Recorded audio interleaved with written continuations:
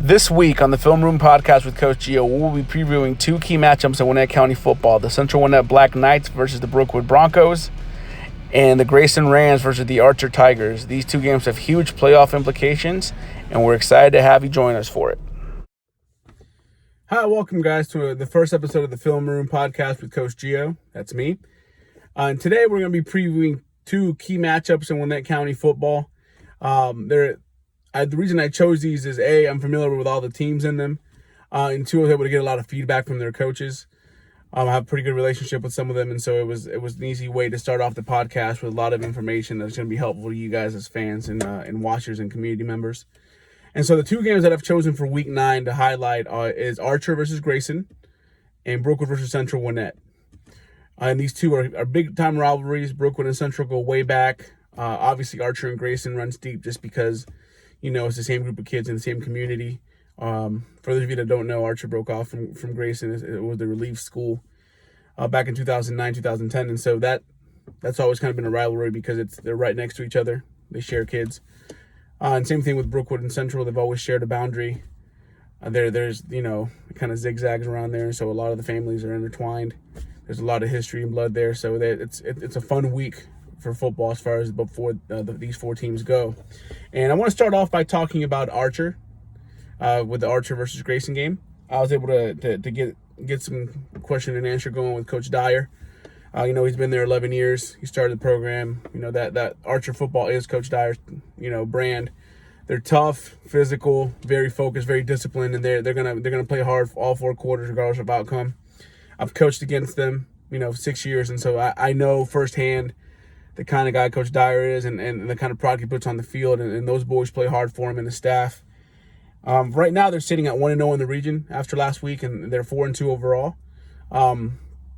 Both of these teams, Archer and Grayson, have to play very tough, non-region schedules to kind of level out their standings to make sure that they stay credible as two of the top programs in the state of Georgia. There's a couple players that both Coach Dyer and I felt can be highlighted because of their performance. Offensively, I'm going to focus on Carter Peavy and Ronaldo Spivey. They're two of the big time producers on that offense. And so I've actually been able to see number 12 Peavy grow up in the quarterback position. I coached against him when he, all 4 years, obviously except this year because I've stepped down from coaching. But from the time he was a freshman on, you could tell he was going to be special. He had some growing pains, obviously playing in such a tough region and tough area, and the kind of schedule that Archer holds up and the kind of rigor that's kind of required of the position. He had some bumps along the road early on, but I've always been impressed by his poise. I've always been impressed by his athletic ability, and to be a quarterback, it would be a pretty smart kid, and he definitely is that. And so right now, he's hitting pretty, very well. No interceptions, 7 touchdowns, 742 yards, above 600 completion percentage. It's pretty good. His average throw, is almost 12 yards, which just tells you he spreads the ball around a lot. He's making the secure passes. His longest pass is 86, which means they have some explosive ability down the field, and so that's always something to look out for in fun games like this as far as Archer versus Grayson.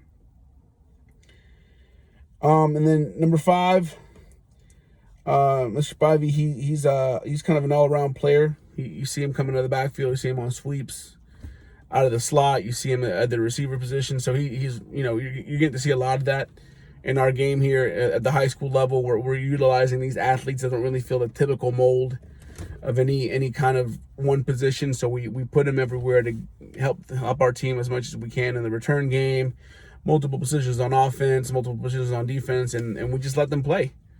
We're very fortunate here in Gwinnett County to be able to have some of the best talent in the state and in the nation. And so we, as coaches, it's our job to put those kids in places where they can succeed. And Archer's doing that with number 5. He has 279 yards rushing. He's the second leading rusher on the team. He's the leading receiver, or one of the leading receivers with 112 yards. He's that long. He's that big explosive player that's gonna do the big things. His longest touchdown is 86 yards. So that's telling me that him and number 12 hooked up pretty well to make that happen. And so I think it's important to highlight those kind of players because there's not, it's really a new position in the last decade or so, maybe even 20 years, where we have these kind of hybrid players that we just kind of label as athletes and go out there and let them make plays. And so it makes for some fun time football. I mean, we're going to talk about Grayson in a second, and they have a major guy like that. And so it's always fun for me to highlight those kind of guys. And now on the defensive end for Archer, we're going to focus on number 40, Cameron O'Rourke, and number 23, Jackson McCray. Again, having played against Archer, both while I've coached at Norcross and when I coached at Grayson, I've gotten to see these players grow into their position, and they're, from the freshman level on, they've been extremely talented players. Defensively, as far as, leading tackler on the team, you would expect your senior linebacker to do that for you. And O'Rourke's just handling like a champ, 56 total tackles. And I'm really impressed with just how many assists he has. A lot of players really focus on the idea of, I got to make this tackle. A true leader on the defense really focuses on, we all make the tackle, right? We all teach to get to the ball, to, surround the ball and limit yards. And, he does that on a consistent basis. He has 6 tackles for loss, which against a team like Grayson with so many threats, any negative yards they can get is a positive for them. And then, Mr. McCray, number 23. Again, he has 28 tackles, a few tackles for loss. And then as far as actual, big time plays, he has an interception. He has a blocked field goal. Those are things you don't really think about going into it as far as like special teams when you're just a fan. But as coaches, it's something that we focus a lot on in the film room, right? We look at the what small statistics these players can make a difference in. These super athletic kids, what are they going to bring to the table that's going to be a difference maker? And so special teams with those small statistics like blocked field goals, kickoff return yardage, those kind of things are going to make the difference in such a tight game, especially a rivalry game between Archer and Grayson. So as far as Archer goes, what's really impressed me this week is Coach Dyer's, philosophy. So I sent him a little questionnaire to fill out for me. We had a chance to exchange ideas on this week, and he was very adamant on the idea of this being just another game, right? That it's a region game and that we should take it seriously for the region, right? That the team takes everything one game at a time and they have 3 goals that they work towards. First is region championship, number 2, state playoffs, and number 3, state championship. And I love that. As a coach in a big time rivalry game, it's super difficult to really focus in every single player because they give into all the hype. They're kids at the end of the day.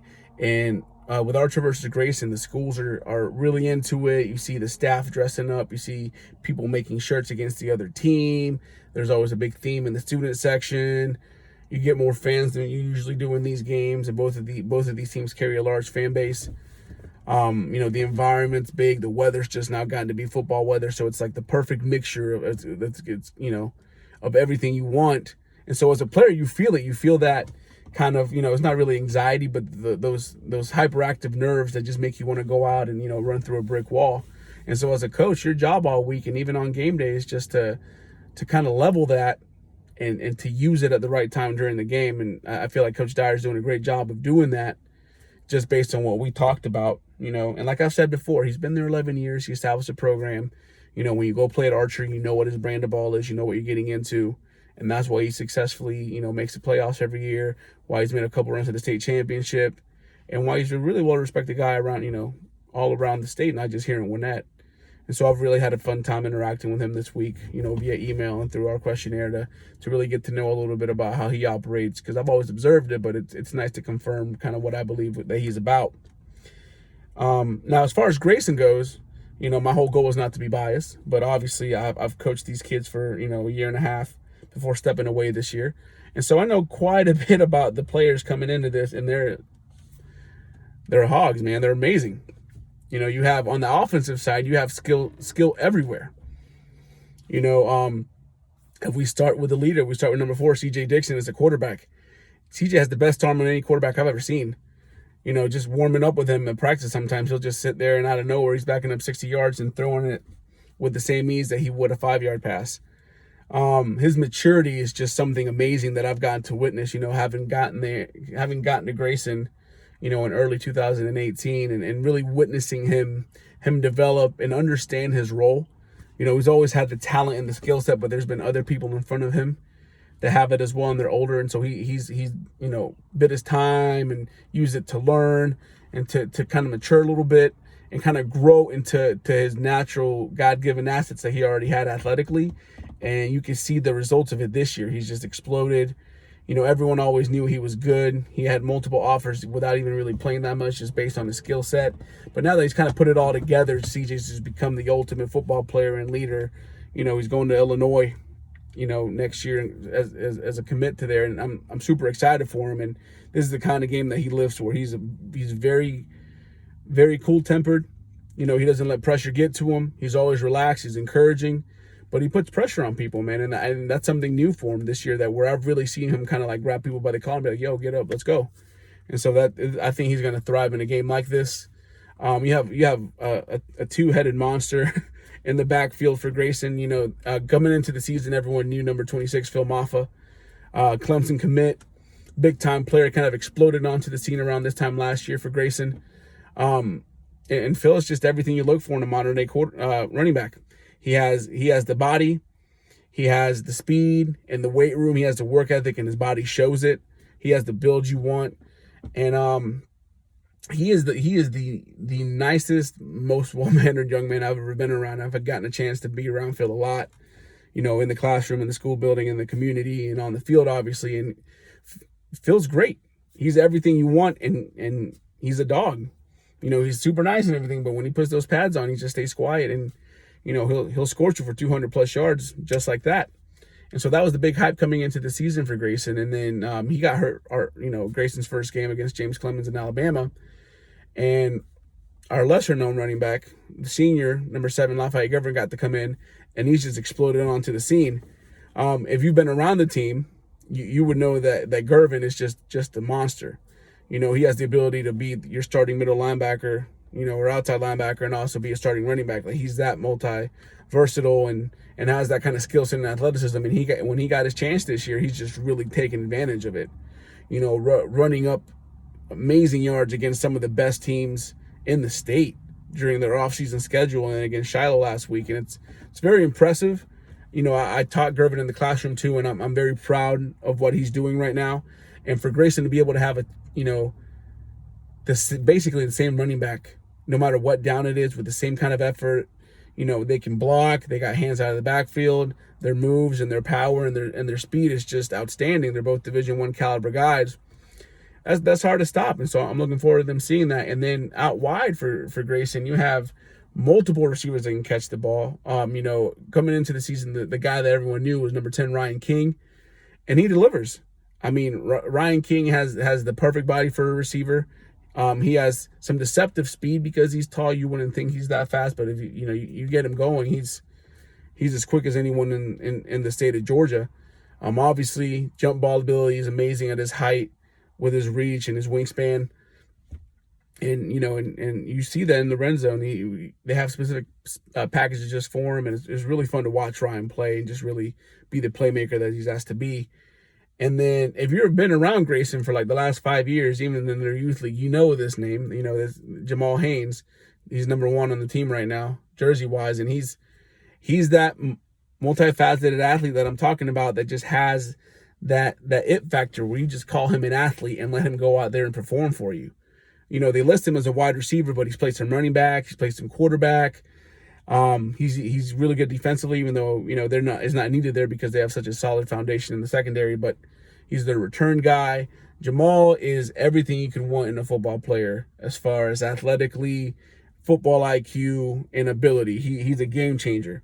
He can take a 2-yard route and catch and score 90 yards on it, and you don't even know what's going on. He's so shifty, and it's really hard to keep up with him as a defender. I remember trying to tackle guys like that when I was playing. It was, you have all your momentum, you're ready to wrap him by the belly button, and then out of nowhere, he shifted and he's 2 yards downfield ahead of you, and you don't even know what's going on. And so that's gonna be fun to watch. Defensively, Coach Carter's a defensive coach. He's brought in a new system this year, and the kids have bought in. They have amazing players everywhere. D-line wise, they got a bunch of bigs up front. They get a lot of attention. Victor Brown, Noah Collins, a couple other guys in there on the D-line really just, shifting around. Linebacker wise, their leader's Logan Daniels. Grady Bryant's another guy that you got to look out for. He's been their leading tackler on and off the whole season. Just a heck of a motor on him. The secondary, you have a lot of talent there as well. At safety, you have Jabron Cloud. I mean, I've taught Jabron, I've coached Jabron. He comes from a good family of character. He's going to do a lot for you. Marseilles Fox and Marquise Killebrew, like they have an amazing secondary put in place there, along with some other guys that I haven't mentioned. I could go on all day because, I've known them for such a long time. But that being said, this matchup again with Grayson and Archer at Archer tomorrow is going to be exciting to watch, right? I don't have a prediction on this. I don't know who's going to win. Obviously, I want to lean towards Grayson because those are my kids and that's where I still teach and stuff. But I've coached, saying again, I've coached against Coach Dyer for 6 years, and I know that in big games Archer shows up. And just being around Coach Carter for the last half year or so, I know that he gets those kids mentally prepared all week. He does things every single day to make sure that their mind's right, that their body's right, and they're going to come out focused and ready to pounce. It's the Grayson way, and so I'm just excited to watch. I don't really have a full say of who's going to win or not, but I just want to watch and have a good time tomorrow. And then when we're talking about the other matchup we're covering, which is going to be Central Gwinnett versus Brookwood, I've had the chance to coach against both of these coaches as well. Haven't been at Norcross in their region for the last few years, before 2018, with Coach Wofford at Central and Coach Jones at Brookwood. And both of these guys have totally different schools that they manage, and they're the guys for the job. I mean, they've done an amazing job at both of the places they've been at. With Coach Wofford at Central, he completely understands the dynamic of that community. Me being an alumni from Central Gwinnett, I know the dynamic of that community. There's a good base there. There's a lot of people with deep roots and tradition in Central that want to see that program thrive. But you also have the side that's a very transient community. And that's something that a lot of people don't take into consideration when you see teams that kind of go up and down in their play in Gwinnett County. They just assume you have the athletes, you should be able to win. But the reality is that you have to build, you have to build young men. And it's hard to do that when you don't know if they're going to be there year in and year out. And it's not their fault. Their parents are just, they got to find the best deal on an apartment, on a townhome, on a rental home. And it may not always be in your district. And so that's something that Coach Wofford and a lot of coaches, we dealt with that at Norcross, Berkmar, Duluth. There's a lot of places in Gwinnett County that are like that, Shiloh on the lower end, South Gwinnett. And people don't really take that in consideration. And so the ability to make the playoffs as regularly as Coach Wofford has in the last, decade plus he's been at the Realms at Central is amazing. He's really taking it on and brought together the pieces in the community that he needs to have the support there for those boys. And on the other side of that, Coach Jones is Mr. Brookwood. He played there. His dad coached there. He's been the head coach for 5 years, coached there for 5 years before that as an assistant. His family lives there. They have deep roots there. And so, to be able to come into an environment where the system and the expectation and perform that or not perform that expectation every year as Coach Jones does is amazing. He's very big on family. I'm actually one of his big followers on social media just to kind of learn some tricks of the trade there as a coach too, just as far as managing the community and, bringing the community together with the stuff that he does and really making those boys feel at home. But again, when you play a Brookwood team, that they're going to be physical, they're going to be disciplined. And from 6 years old on, if you put on a Brookwood uniform, you're expected to win, period. And so with these two teams coming together with the amount of talent that they have, it's going to be fun, let alone because of the rivalry and everything they bring to the table, right? And so I had a chance to exchange ideas and hear from both Coach Jones and Coach Wofford. So I'm going to start with Brookwood here with what Coach Jones had to say. And I love the fact anytime I've spoken to Coach Jones, both as an opposing coach and just as a general, now that I'm not coaching football and I'm more of just a fan, really, I've had a good time getting to know just how humble he is and how straightforward he is. He's very observant of the fact that he has a young team. In any other region, they would be in developmental mode. They have a lot of younger guys in positions that they probably shouldn't be in, but because of the way it turns out, they're kind of, developing for the future. And even with that, he knows the expectation is still to win, and they're producing. Like they're 2-0 in the region. Just like a couple of the teams we've talked about, they've had to really up their game as far as how often they do things. Right, and so moving on to what the actual players are doing for Brookwood here. There's a few guys that he wanted to highlight, and I couldn't agree more with him on the guys he picked. And the way he did it, I really appreciate too, and I'll get more into that here in a second. But running back Eli Cole has over 100 touches, 741 yards, and 7 touchdowns. That's first region all-county numbers right there. That's very impressive. That's a great job by the offensive line, which is, again, is a staple for Brookwood, is having those bigs up front that can move you around. Other running back, Alex Diggs, not as many touches, but only has 29 touches, but, over 250 yards, coming in as the second running back when you have a very dominant first running back. It's great for the team and great for developmentally down the road to have that running back get experience so that he can be the guy one day is awesome. And having it, like I said, with Grayson, having that two-headed dog that you can kind of send in there and you can still get productivity out of multiple guys at the same position is key, especially in matchups like this. They run a 2-quarterback system, which I think is great. We did that a couple years at Norcross based on the talent we had and the system we were running. And so I really love the fact that when he shared the stats with me for these quarterbacks, he shared them as combined stats. And that, to me, again, Coach Jones is really big on building community and putting team before, oneself. And just little details like that, like being able to share quarterback stats as combined when you have multiple quarterbacks playing at the same time, just shows the commitment to that cause by a head coach, which spreads to the community and to the rest of the team. And so Jack Spike and Dylan Lonergarn, and if I messed up your name, Dylan, I'm sorry.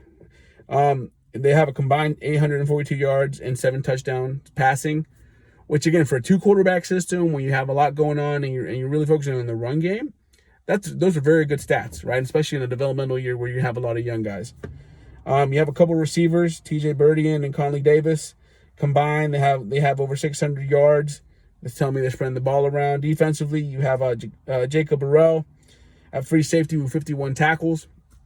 And I hear this a lot, actually, so I get a lot of questions on this when I go around, right? Because, traditionally, people always, especially people my age and above, you're so used to linebackers being the dominant force in a defense, right? I mean, we grew up watching, amazing linebackers in the NFL and college football in the 90s and the 2000s. And so that's what you're used to. But in reality, in the high school game, we're kind of evolving defenses into where your free safety is really another middle linebacker with coverage responsibilities, right? I mean, if you watch Grayson defense, a lot of times that's what their free safety is all about, is actually being in coverage and having run responsibilities and being all over the field.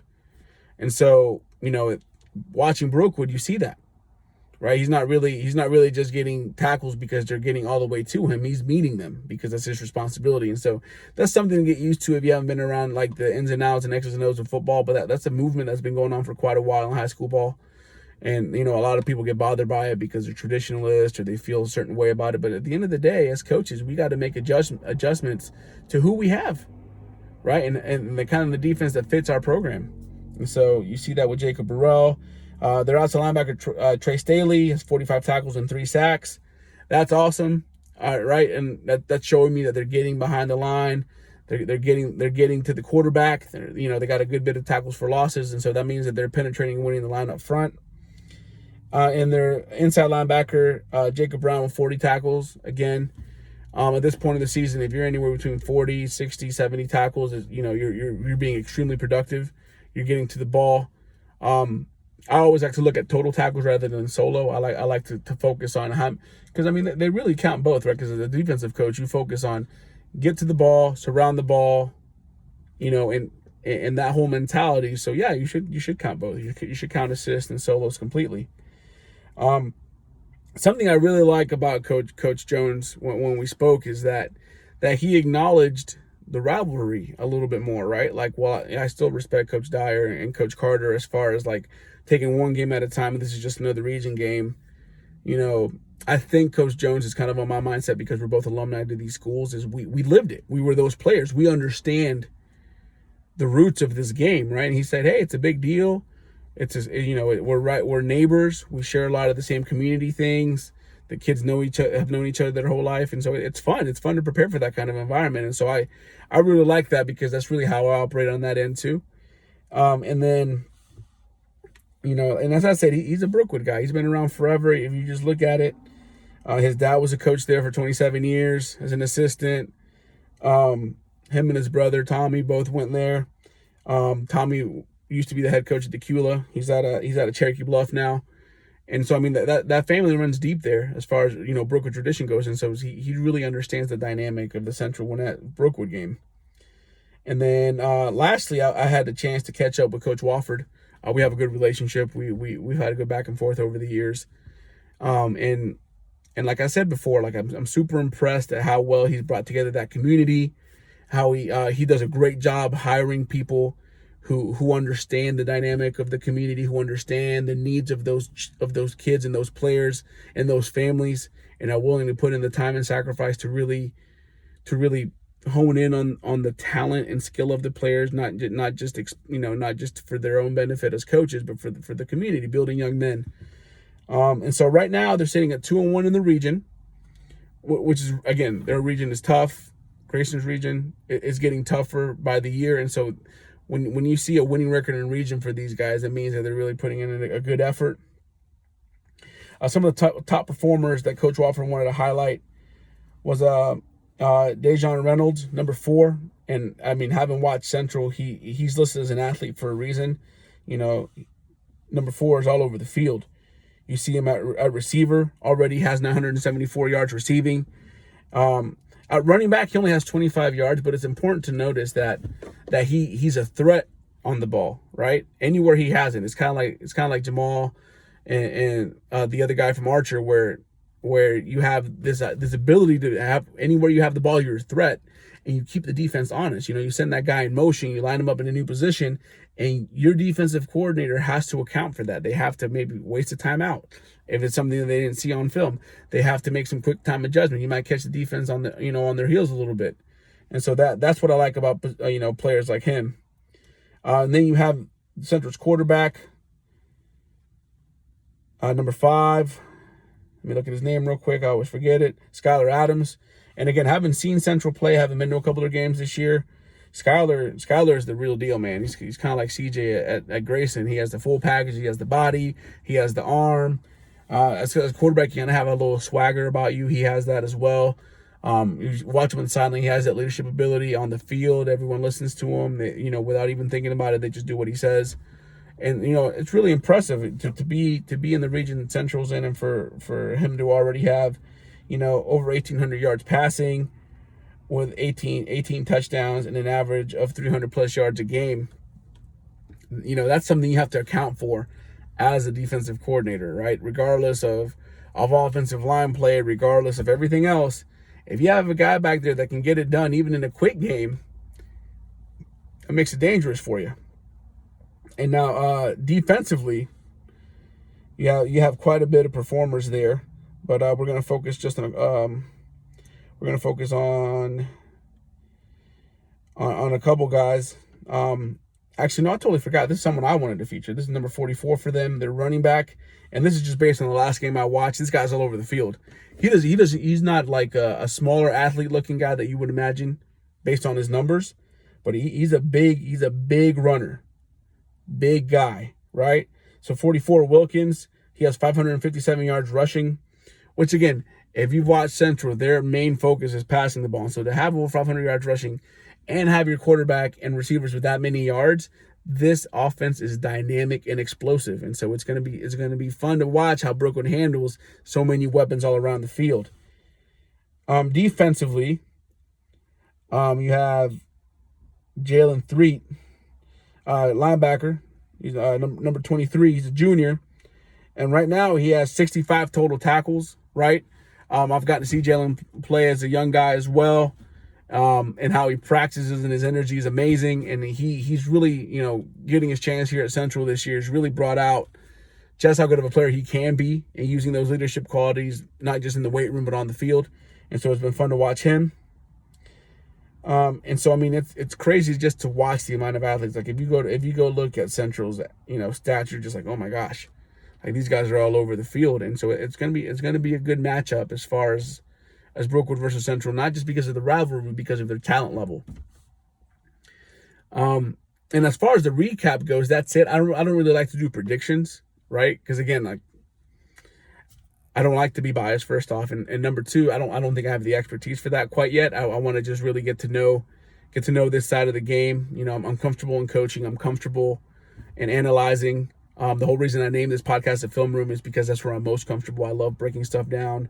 I love discussing things with other coaches. I love the idea of building a program piece by piece, and so that's really what I aim to do in this podcast. It's not just, oh, let's talk about these kids, let's talk about these coaches. It's the idea of sharing what I know, and I have a lot of connections. It's getting them on air and getting them on the podcast and on YouTube with me, some Instagram and Twitter Live, and letting people see what coaching is really about, and just part of it is just how underestimated a lot of coaches are. You just assume, oh, you're a football coach, you're doing this, but you have 100 responsibilities every day before you even get to the field, before you even get to the part that you're passionate about.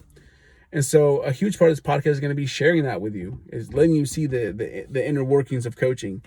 For the coaches watching, it's helping your craft. A lot of my specialty as I was coaching was behind the scenes, managing the equipment room, managing orders, film management, budgetary stuff. And so a lot of coaches that are coming up in the coaching game don't really know that. You kind of get thrown into it like I did, and you kind of have to figure it out on the run, and it gets kind of hectic. And so any kind of help that my experience and other people's experience that I bring on the podcast can bring to you, I'm hoping is going to be positive. Not only that, but just tutorials, everyone's using Huddle now, but there's other tools that we use, different apps to make a playbook. Are they compatible with Huddle? How do I use them? What kind of technology should I get just for myself to be a more successful coach? What kind of clinics should I attend?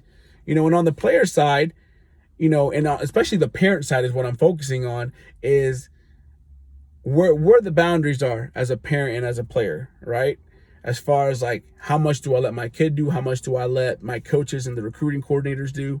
And what's my part, right? And so there's a lot to balance here. And I'm hoping over the next few years as we grow this podcast, we're able to really, bring people together in that sense. And it's, my youth coaches, I'm in a lot of groups on Facebook and on Twitter and on Instagram